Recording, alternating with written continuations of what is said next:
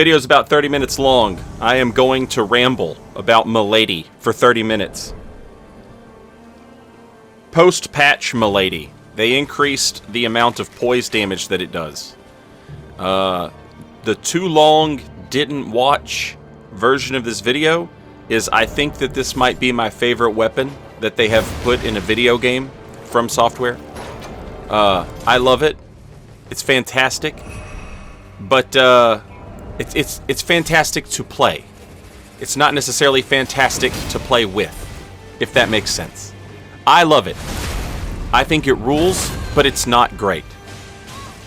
If you can check, it almost feels like it belongs in a different game. I'll put it that way. And then now, on a deeper level, if you're still here and you want more than just the rundown, I'll give it to you. This thing is the most fun weapon I think I have ever played with. PvE, PvP, PvP, EVP. It doesn't matter. Especially with the deflecting hard tier, giving the sword and board like the best possible way to play ever. Essentially, Sekiro sword and board.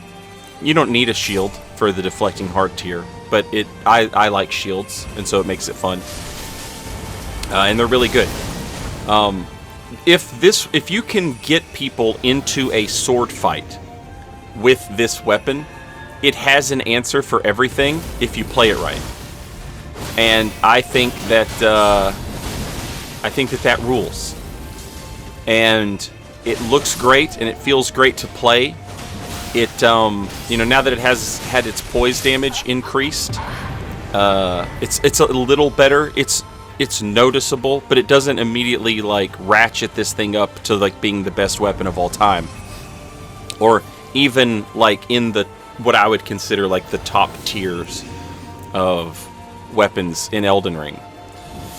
But to me, it is like the most fun, if that makes sense. You know, there's a difference between what's fun and what's really, really good, in my opinion, the way I like to play.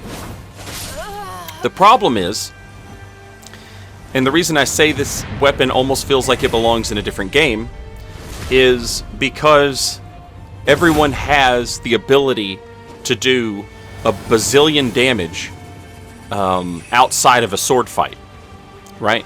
Outside of like a melee fight, people can do a bazillion damage. They can cast spells, they've got bows, they've got... well, that's it. But, you know, they can throw stuff, bombs, knives, whatever. And in order... like, Milady can't do anything about any of that. Once you get into a sword fight, Milady can be absolutely oppressive in ways that straight swords and great swords both lack. Like, the light great sword thing, where it's like, you know, the item description says it's a great sword, but if you learn how to swing it right, you can use it like it's a straight sword. It has... It can cover all of those bases that great sword and straight sword cover. And it's a ton of fun. I was not taking advantage of the two-handed moveset much until after the patch that increased the poise damage. And so in a lot of these videos, you're probably going to not see me two-hand a lot. Maybe I'll start two-handing more as the videos go along. Also, I will show the build off at the end of this video. This is a level 138 quality build. So I've got 49 strength and 49 dex on this build. And the weapon is infused quality, which is fine, but if you're going to go one-handed, if you're really going to focus on the one-handed moveset, it's better to go keen and go a full dex build. Quality is better if you're going to two-handed, if you know, a little bit. Which, after the patch, I started doing that more often, but it was something I wasn't really taking advantage of until after the patch. Most of the fights in these videos, I think you'll see, mostly like one-handed stuff. I've got 2 different shields. I've got one with a parry and one with no skill, so that I can just go straight into the Ash of War, which I have wing stance, which I absolutely love. The light attack wing stance is great as a whiff punish. It's good on a wake up, like after a backstab. And then you have the heavy wing stance attack, which is very nice for like countering jump attacks, jumping over certain attacks. It's really good in several different ways. And if you want to stack talismans, you can make that do just absurd damage. And that is, in fact, kind of a weird, almost a drawback to Milady, is it's impossible for me to figure out how I want to play it, because you can do so much with it. Would you like for it to be a Ash of War focused weapon, where you're looking for like the perfect opportunity to land that wing stance Ash of War for the biggest damage you can get out of it? You can play it that way if you want to. Do you want to play it as a guard counter weapon? Because the guard counter on this thing is actually not bad at all, and if you learn how to delay that guard counter just a little bit, you'll catch a lot of people roll catching, or you'll catch a lot of people with like a roll catch guard counter. And if you've got the deflecting hard tier, that boosts your guard counter damage. You put the curved sword talisman on, that does it. It'd be nice to have the shield talisman, as you just saw me put that on. Like, there's a million different ways you can play this thing. Do you want to use parries? Maybe you want the dagger talisman and the blade of mercy. Do you want to play with the Millicent's prosthesis and the rotted wingsword insignia and a multi-hit wondrous physic? You can do that. And it's one of those weapons where there's a million ways to play it, and they're all pretty good. It can do all of these things, but if you're trying to get the most out of it, you're gonna want to focus on like one of those things over the others, rather than try and just pile them all up on top of each other and have a little bit of everything. Maybe you want to focus on one aspect of that. The weapon, what it does well. Multi-hits. It does multi-hits well. I will say, if you're like me and you like to go for backstabs a lot, you're probably noticing I'm swapping to a dagger here. And the reason I'm swapping to a dagger so often here is the backstab grab box on this weapon is absolute ass. It's really hard to get somebody with a backstab because of that first attack, I think. I don't know if, like, it's such a narrow just thrust, and I don't know if that's like playing into the grab box of the sword itself when you go for a backstab. But like if you use a dagger, you can see me grabbing all these backstabs from different angles and different sides and stuff, and the game is giving them to me. Whereas with Milady, it feels like you have to, it's like old school Elden Ring. Like you have to be directly on their back in order to get that backstab, it feels like. But yeah, like having a dagger that I can swap to, like that's nice. But the biggest flaw, the biggest hole in this weapon for me is like, and I love wing stance, okay? I love it. So this is kind of on me.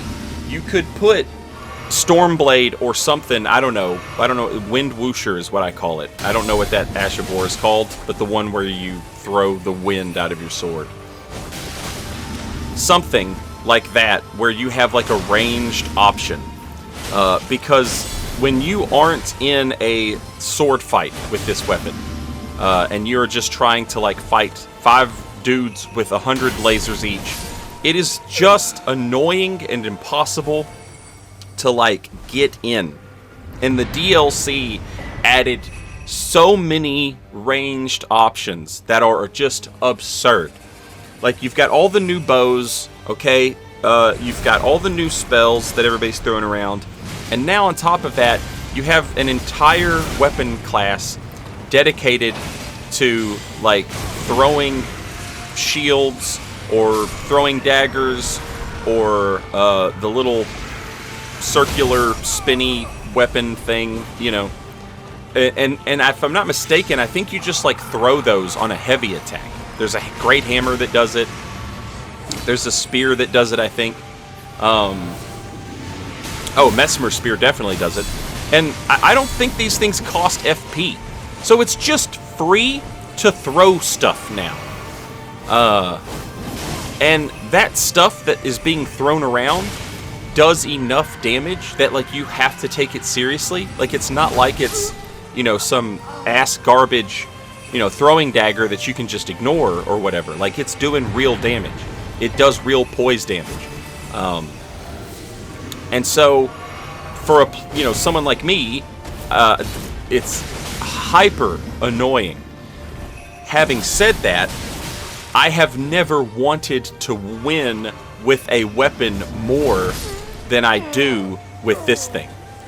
And so now, like, we kind of come full circle, and I'm about to get gross with it. For those situations where I need a weapon that's, like, ranged or something. I have two Miladies. I went into New Game. I got Milady. I went into New Game Plus. I got another Milady. One has Spinning Slash on it. Spinning Slash has been nerfed, but it still does what I need it to do as an Ash of War on a straight sword, or a straight sword adjacent sword. It hits a wide arc, and it does a lot of poise damage, so it'll, like, interrupt people who are chasing me with great swords and stuff like that. And, like, that's nice to have, right? The heavy attack, the one-handed heavy attack and the two-handed heavy attack, are both almost like a half-assed Spinning Slash. So, like, it's almost kind of built into the weapon. Now that the poise damage is better, you know, you might actually be able to use that a little bit, but I would still default to Spinning Slash over the heavy attack, because, like, I'm pretty sure Spinning Slash still does more poise damage than a heavy attack. So I would, you know, default to that. If I'm being chased by 3 people, like, if I just spawn into a world in the worst possible spawn point, and I've got 3 people just chasing me, I'm gonna use Spinning Slash in that situation. But this invasion right here, like, you might have noticed, I got a guard break on the host, and I just kind of let him live. And, like, now there's this steady flow of phantoms coming into the game, and everybody's throwing stuff. But it's like the host and one guy throwing stuff, and so, like, it's not necessary. It's awful, but it's not unmanageable. But when it's 3 guys, and, like, 2 of them are throwing stuff and one of them's chasing you, or 2 of them are chasing you and one of them's throwing stuff, like, that type of situation, this weapon and the shield, it just doesn't have enough oomph to maybe I should be playing around more with that new Great Shield Talisman that decreases magic damage of all types, elemental damage of all types. Maybe I should be playing with that more. Maybe that would help in these sort of situations. But that's just another talisman swap that I have to make. So rather than do that, I'm just gonna, if I'm gonna make a talisman swap on this build, from now on, it's gonna be a talisman swap to God's most powerful lasers. But, you know, for me, God's most powerful lasers are just gonna be things like a bow and arrow. You know, stuff for, like, a bow and arrow is like a melee build's laser, right? But thankfully the DLC put some pretty annoying and powerful bows in the game. So, it's not like I'm you know, oh no, just a bow. Like, some of those Ashes of Wars that the bows have are pretty good. And pretty absurd as well. And thankfully, they're pretty quick as well. But whatever will get me a sword fight, essentially. Because so many of my invasions that I lose on this build are just invasions where there's never an actual, like, melee fight taking place. And it drives me crazy. I hate it. Because I love sword fighting with this weapon so much, to not get a sword fight in an invasion is, it's frustrating, to say the least. Especially when it happens like 3, 4, 5, 6 times in a row. Just lasers, lasers, lasers, lasers, lasers. Which is why I say it almost feels like this weapon was, like, meant to be in another game. Like, if this weapon had been in, like, Dark Souls 3 or, you know, Dark Souls 2, it would have been absolutely incredible. It's still really, really good at what it does. But what it does doesn't happen as often, is the problem. Like I said, once you get this thing, like, going, once you get the motor running, it's essentially like just an oppression machine. It's so hard to get away from it. It does so much damage. It multi-hits. It can chase you. It's a scary weapon. It has running pokes. It has an absurd double-hit jump attack. It's got it all. Like, everything is in the toolkit. And I love that. As a straight sword guy, like, and a great sword guy, it has everything. It's got, like, the built-in roll catches. It's got all of that stuff. And I'm curious if, like, you know, we've had what is essentially the same straight sword moveset, the same katana moveset, the same curved sword moveset.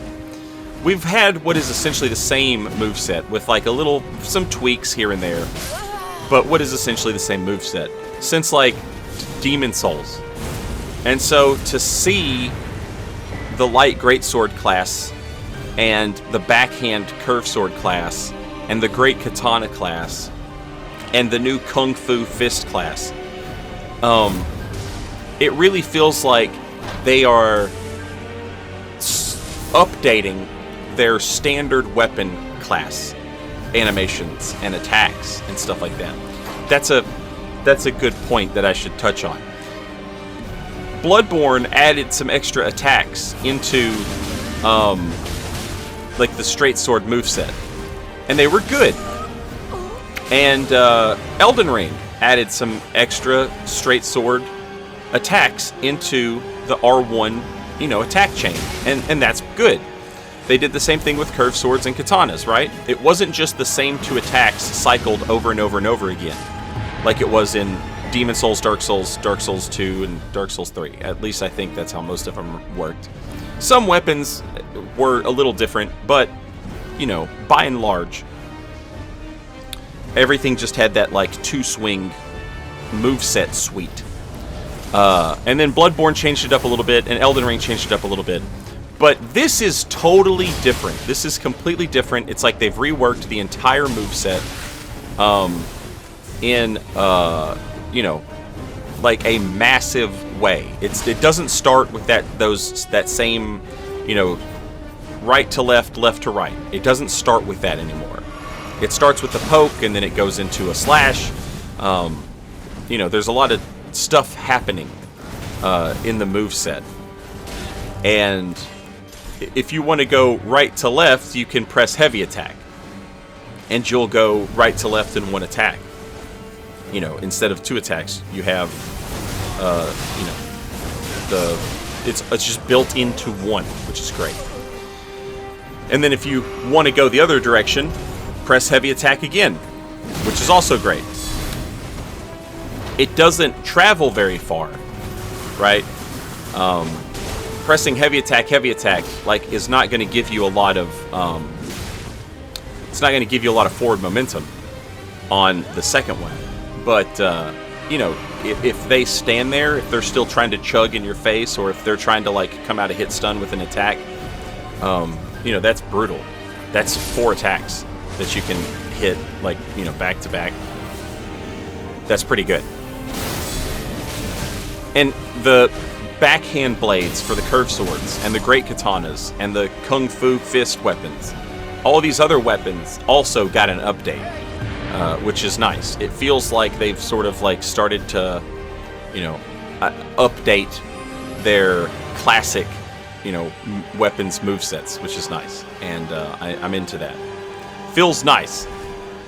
I would like to see them in whatever game they do next. You know, I would like to see them keep up, you know, updating the all the weapons that we know and love, right? Keep updating those movesets in unique and interesting ways, so that we're not still doing the same Demon Souls movesets we were doing 20 years ago or whatever. But it's great, but part of it feels like it doesn't matter very much, because you have to be able to get in close to your opponent to use these things. And as opposed to the backhand blades having blind spot, or that other one that they have, you know, the one, where it just feels like they can get to you immediately. Milady doesn't really have anything like that with the wing stance. Obviously, you can change the Ash of War. You could put whatever you wanted to on it and try and fill in the gaps there. But for me, it's like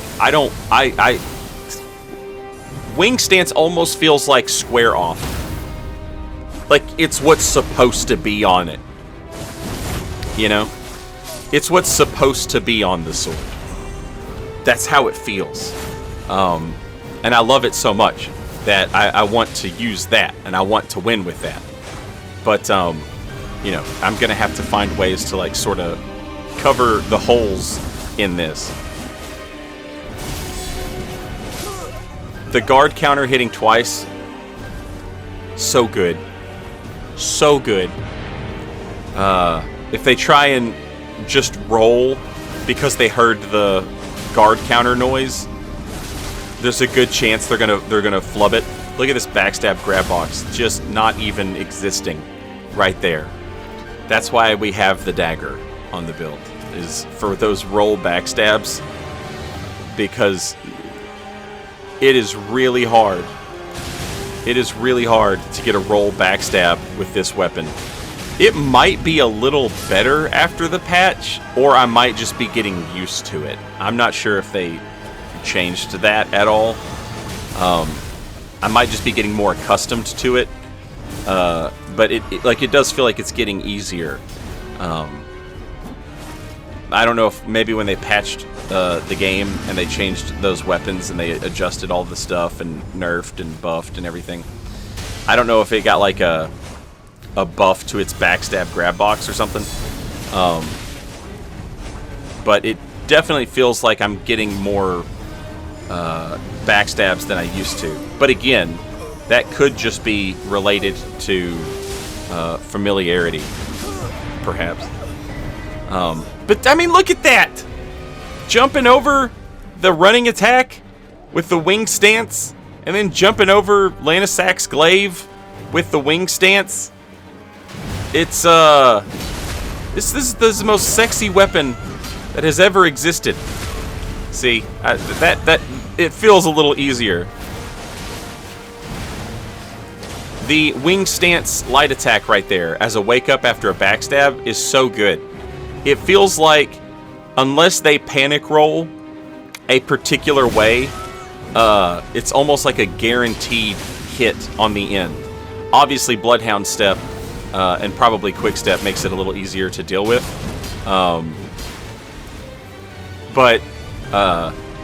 Yeah, it's still nice. And if nothing else, it'll get people like away from you for a second. And after you do the wing stance light attack, you can just keep holding it and stay in the wing stance. So you know, even if you whiff all 3, you can just hold the button and stay in wing stance and then see where they want to go from there. And if you need to let go of wing stance to block or to roll, you can do that. If you want to go into the wing stance heavy attack as a counter attack, you can do that. So that wing stance light attack after a backstab is really nice. The answer to it would be to parry it, but I don't think most players are going to come out of a backstab looking for a parry. That would take a certain level of balls that you just don't see many players have. So there's the wing stance light attack as a whiff punish. We're going to get that a few times. Here's the wing stance heavy as a jump attack punish. That's hard to get against this weapon because this weapon's jump attack is so overhead that it'll still hit. But if they time it wrong and you time it right, as you just saw, you can still get it. Which is, I love that. I have been screaming for an anti-air forever, and now I kind of have one, and it's actually pretty good, and I love that. I cannot say enough nice things about wing stance. See how that still hit overhead? They timed it better, and I timed it worse, is basically what happened there. I need to go for the attack as soon as I see them jump, if I'm gonna hit that. I love it though. This is like, you know, standing there in your edgy little pose. The kids say aura. You know, that's aura. Look at it. Look at the aura. I love it. But this thing can't compete with lasers. So I'm gonna start carrying lasers around. And I'll see you next time with lasers. Thanks for watching, everybody. Until next time, later, y'all.